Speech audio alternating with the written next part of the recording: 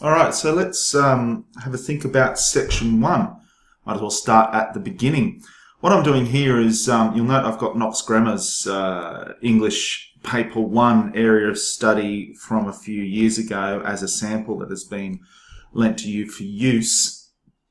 And we'll go through what you might want to consider with each particular section. The first one is a novel excerpt from In the Winter Dark by Tim Winton. Now, of course, realise that we're dealing with Knox Grammar here. That's an all-boys school, so they're going to do sort of male-dominant text, and Tim's quite a popular choice in that area.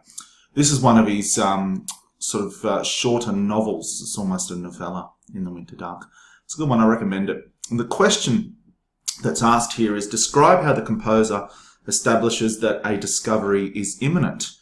And it's worth already 3 marks. So a considerable amount of information needs to be conveyed. And you need to think about a couple of things. Don't just say, I need 3 techniques and 3 meanings. Actually need to answer that question properly using detailed evidence. And that's really what I should be doing. So if we go and have a look at it, we start to think about what's going on in terms of the way texts work. And this is how you should be thinking as you're attacking this section. You've got to say to yourself, I'm an experienced reader. Okay, I'm a Year 12 student, standard or advanced. I've done some rigorous reading and study. I need to apply that to text that I haven't seen before. This is what the skill set is in this particular section. It's about being able to say, I recognize some of the features that I've been taught, that I know about. And so when we read it, we have a look at it here. It says, it's dark already, and I'm out here again talking, telling the story to the quiet night. Maurice Stubbs listening to his own voice like every other night this past year, with the veranda sinking and the house alive with solitary noises, the way it was when the sun's set on another day and no one's come to ask the questions they're going to ask sooner or later. Automatically we say to ourselves, all right, we're dealing with this first person. We're dealing with a narrator who seems to have named himself. We deal with the idea of storytelling as a concept. We have this here, the fact that Maurice Stubbs knows about the value of story and storytelling. And so this is not just a story about something that is in the winter dark. This is also a story about storytelling. It's metafiction. So you automatically, in those first few sentences, are able to detect the idea of what Winton is trying to produce. And so you say to yourself, well, I have to look for what things that storytellers use to create a story. This is obviously an introduction part of the novel. You realise that this is obviously really early in the story. He's introducing the name and he's introducing the concept and what's going on and why this storytelling has to happen. So, where do we go from there, and how does that actually answer the question? Well, it doesn't yet, but this is what you're doing to say to yourself, okay, what's going on? What do I know about this? Well, it's something that storytellers like to do. They like to foreshadow. They like to set you up. They like to say something's coming. Something's going to take place. And the reason they do that, of course, is because they want you to turn the next page and go, oh, let's keep reading this book. Or if they're telling you the story verbally, and let's imagine it's Maurice Stubbs telling this story and you're listening, he wants to compel you. He wants you to stay with him. And so he has to set up something that's a foreshadowing event, a foretelling. Okay, and when you think about that and you come down here and you say, all right, we're dealing with a question that says how a composer establishes a discovery is imminent. There's your interesting thing. We're already dealing with composer establishing something and the imminence of, in this case, a discovery, which is what our topic is. So we say, all right, well, where's the moments of foreshadowing? Because that is the technique that writers use. So let's go back here and let's think about it. All right, so what have we got here? Yeah, we start reading. We start looking for things. We get out our highlighter pen and let's start thinking. So I just sit here and tell the story as though I can't help it. That's an interesting one. There's always something in the day that reminds me, that sets me off all hot and guilty and scared and rambling and wistful like I am now. And that seems to just be offhandedness in terms of the language, but there's one striking word here. There. There's an emotive word, as well as, I suppose, guilty. Guilty's emotive as well, but scared. Immediately, oh, interesting. And when we look at the title, In the Winter Dark, and we link it to scared, something's going to happen. There's your foreshadowing already. So the first thing you can talk about is that use of emotive language, even in that first paragraph. You go say, oh, there's nothing there. I can't answer that. Oh, yes, there is. There's one little thing. We move on. This morning I found Jacob down at the boundary fence, drunk. As a mongrel, I carried him up to the hill and lit a fire, fixed some food. You get this descriptiveness. Okay, yeah, great, yeah. He's always drunk or silent and skyward as a monk. There's only me and him left, but he doesn't speak. Here we have a world out of order. Things are not right. There's only him and two people left in this valley. Why have people left? Why is there only two? And why is there one a drunk that is living this almost incomprehensible person? You know, he can't be there. He's not present. The only present person's Maurice, who's compelled to tell a story that scares him. What's going on? So there's another sense that you've got. Okay, in character, in the setting up of character in the story, you have a foreshadowing, you have a foretelling, you have a way of saying there's a disjointed presence in this place. Therefore, something's going to come. All right, you can talk about that. So I'm the teller. But why don't I keep my mouth shut? Why? So you get that rhetoric. What's forcing him? What's compelling him to tell the story? Because someone has to hear sooner or later. Because bloody dreams don't go away. Now dreams are the things of the foreshadowing event. Dreams are what tell us something is bad. At least in storytelling. There you are. Then you brought back to reality, very harsh reality, because I saw a real estate agent. Because I'm alone. I'm alone here on the farm, the carrier of everyone's memories. So when the dusk comes, in the gloaming time of confusion, when you can't tell a tree stump from a kangaroo, an owl hoot from a question in the night, the dark begins to open up like the ear of God, and I babble it out.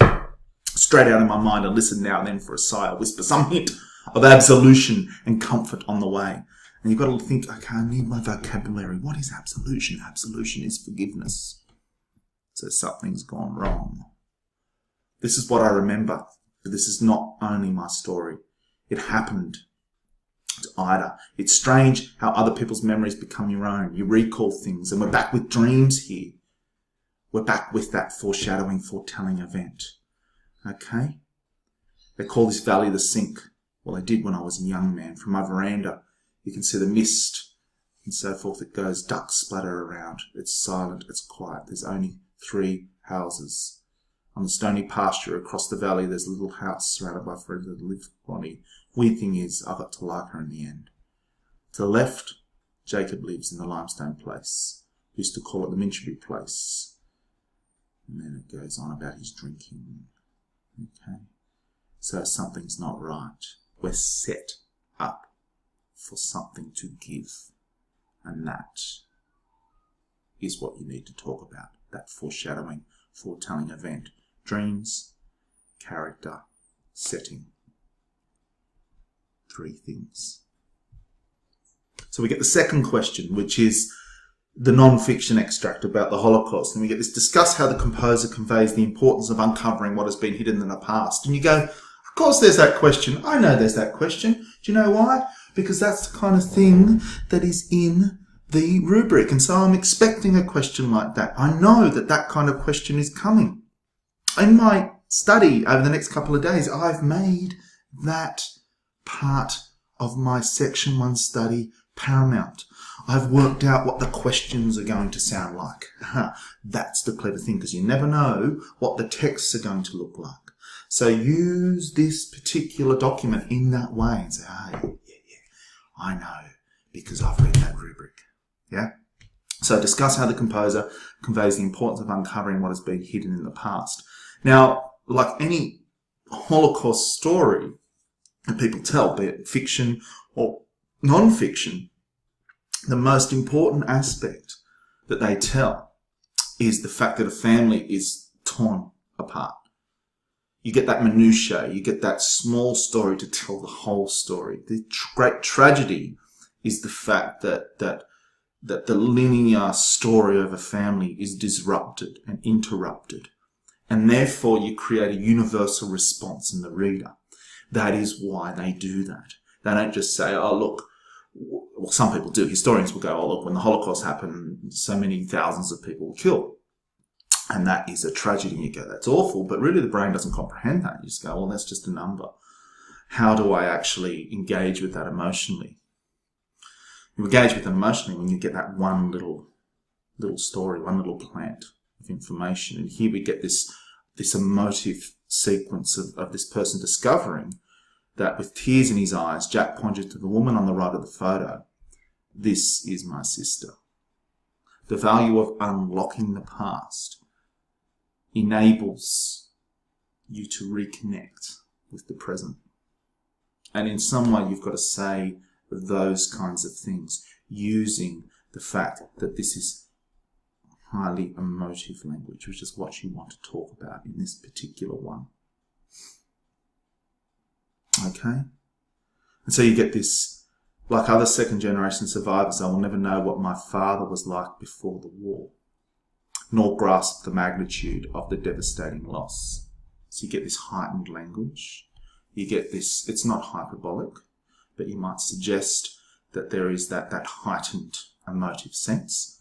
His fortitude in shielding his family from the horrors that haunted him came from a courage and resilience that I deeply admire and cherish. What would that I could tell him now? And that last line reminds us of the emotional pain, the emotional hit of the destructiveness of this particular event and what it did to all sorts of families. So the value of uncovering something, the value of a discovery of something that's been lost, coming back to it, is to reconnect, to connect the past with the present. Then you get these difficult ones, the image-laden ones, Mudvayne's Lost and Found album cover, even harder because it's in black and white and it's hard to detect what this boy is holding down here. The question is asking us, and the question sort of says, how does the image reflect the title of this album? Okay, so you sort of say to yourself, okay, well, what do I deal with here? Okay, so I'm dealing with a title here, and the title is, of course, Lost and Found. So there it is there. So how do I bring that into my discussion? What does Lost and Found mean? Now, of course, when we see that title, Lost and Found, we know that that is something that is used in our cultural landscape in any place where the public congregate. The Lost and Found is a place for things that are, when you go somewhere and you take something, you forget to bring it home and it gets put in the Lost and Found until you go, I forgot to pick up my bags or whatever it was. So often the Lost and Found is full of bric-a-brac, full of things that have been neglected and forgotten and given away and so forth and left behind after a day of celebration, after a day of joy. So once we know that and once we define that, and I would define that in my response, we concern ourselves therefore with the image of this boy. Head down, facing away from us, that kind of thing. He clearly is the creature who has been neglected, has been sent away, has been forgotten about, is a member of the Lost and Found room. Okay? We have a sense of innocence because he seems to be holding a toy there, and he is walking into a storm. So there's a lot going on here, possibly about the loss of innocence, loss of childhood, devastation, forgetfulness, and so forth. So you can respond in all those sorts of ways, and you need to discuss the fact that in image-laden ways, the boy is facing away from us, the head is down, the sense of innocence from the thing he's holding, the storm in the background, and so forth. Now the last question, the 6-mark question, the one you need to think about, the mini-essay. Of the 3 texts, which one captures compellingly how individuals respond to what has been lost, forgotten, or concealed? Now, a question like that is going to trick you because you may only talk about one text and therefore not have much to say. But inside of that question, it's comparative. It's asking you to set one text up against the other 2. If you don't discuss all 3 at some point in your response here, you're not fully embracing the question. And that's the first secret here in doing a question like this. You need to say to yourself, well, this one captures it because it does this, the others don't. Otherwise, you won't have as a compelling argument, okay? Now, I'm not going to suggest to you which one would capture that question best for me. It's up to you and how you would argue it. But if you say to yourself, which one captures compellingly how individuals respond to what has been lost, forgotten, or concealed, the first text is about things lost and forgotten, the valley, but not quite forgotten because that real estate agent is there, yeah? The second one is about what has been concealed because of the photos and then the sudden discovery and so forth. And the last one is about what has been forgotten. So in many ways, all 3 hit some of the marks, but not single one hits all of them. And so you need to argue really well on the one that you choose. And it would be, it would take you a good couple of paragraphs to do that, okay? And you need to weigh one up against the other. That's the most difficult and pressing thing to do. So I recommend you give that one a go and see what you can come up with in that sense. Cheers.